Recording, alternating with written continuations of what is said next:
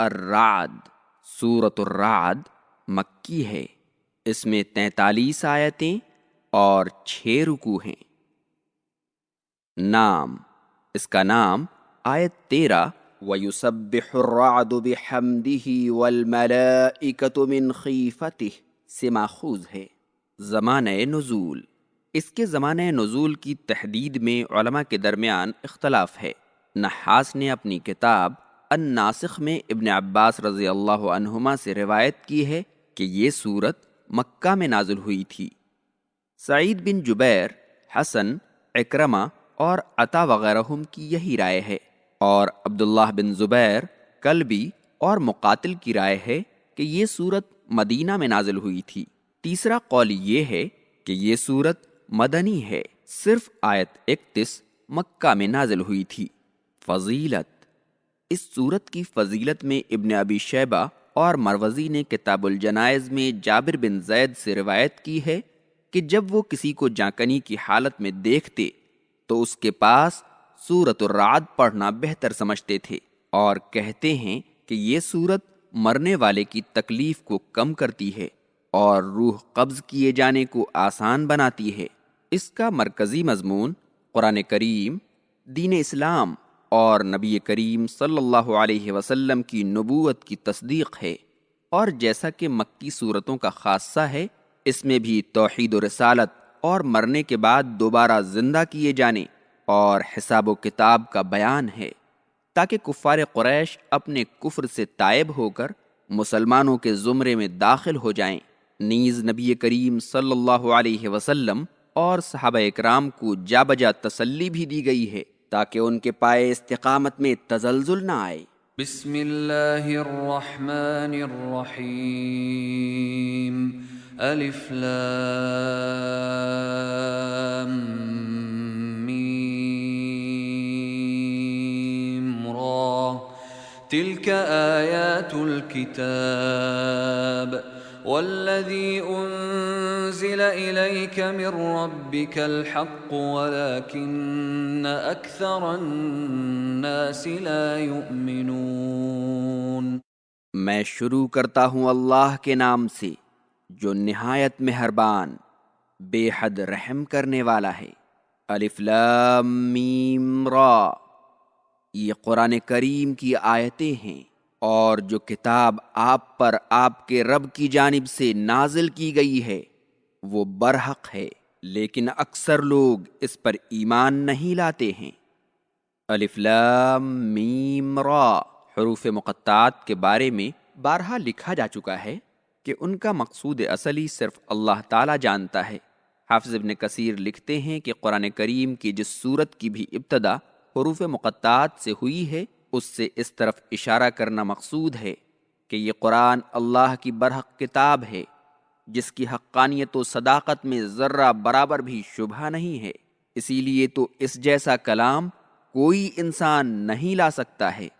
تلکا سے اشارہ اس سورت کی آیتوں کی طرف ہے، اور کتاب سے مراد قرآن کریم ہے، اور الذی انزل الیک سے بھی مراد قرآن کریم ہی ہے، اور مقصود نبی کریم صلی اللہ علیہ وسلم کو مخاطب کر کے یہ بتانا ہے کہ آپ پر آپ کے رب کی جانب سے جو قرآن کریم نازل ہوا ہے وہ برحق ہے، اور اس میں جو کچھ بھی بیان کیا گیا ہے وہ سچ ہے، اور انسانی ضروریات و حالات کے عین مطابق ہے، اور اس میں موجود اوامر و نواہی پر عمل کر کے ہی انسان اپنی دنیا و آخرت سنوار سکتا ہے، لیکن اکثر لوگ کفر و نفاق کی وجہ سے اس برحق کتاب پر ایمان نہیں لاتے ہیں۔ اللہ الذي رفع السماوات بغير عمد ترونها ثم استوى على العرش وسخر الشمس والقمر كل يجري لأجل مسمى يدبر الأمر يفصل الآيات لعلكم بلقاء ربكم توقنون۔ وہ اللہ کی ذات ہے جس نے آسمانوں کو بغیر ایسے ستونوں کے جنہیں تم دیکھ سکو اوپر اٹھایا، پھر عرش پر مستوی ہو گیا اور آفتاب و ماہتاب کو ڈیوٹی کا پابند بنا دیا، دونوں ایک مدت کے لیے چلتے رہتے ہیں، وہی تمام معاملات کا انتظام کرتا ہے، اپنی آیتوں کو تفصیل کے ساتھ بیان کرتا ہے تاکہ تم اپنے رب کی ملاقات کا یقین کر لو۔ چونکہ پہلے اللہ اور اس کی کتاب پر عدم ایمان کی بات آئی ہے، اس لیے آیت میں اللہ تعالیٰ کی قدرت اور اس کی خالقیت کی دلیل پیش کی گئی ہے۔ نیز یہ بتانا بھی مقصود ہے کہ جو باری تعالیٰ آسمانوں کو بغیر ستونوں کے قائم رکھنے پر قادر ہے،